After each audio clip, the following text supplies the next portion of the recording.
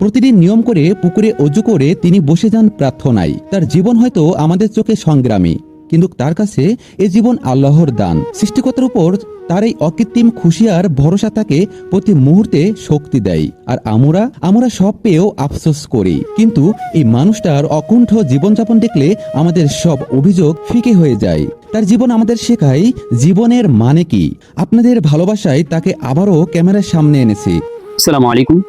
আপনারা যারা আমার এই খেলার ভিডিও দেখে আমার খেলার পাশে দাঁড়িয়েছেন, তাদের প্রতি আমরা অত্যন্ত কৃতজ্ঞ এবং তাদের জন্য আমরা দোয়া করি। আপনারা তাকে যে সম্মান ও শ্রদ্ধা দেখিয়েছেন তা অমূল্য। আর আপনারা যারা ব্যক্তিগতভাবে তার পাশে দাঁড়াতে চেয়েছেন, তাদের অনুরোধেই আমরা স্ক্রিনে বিকাশ নম্বরটি আবারও দিচ্ছি। মনে রাখবেন, সরাসরি সাহায্য করতে চাইলে অবশ্যই ভিডিও কলে কথা বলে তার সাথে নিশ্চিত হয়ে তবেই বিকাশ করবেন। স্বচ্ছতাই আমাদের লক্ষ্য।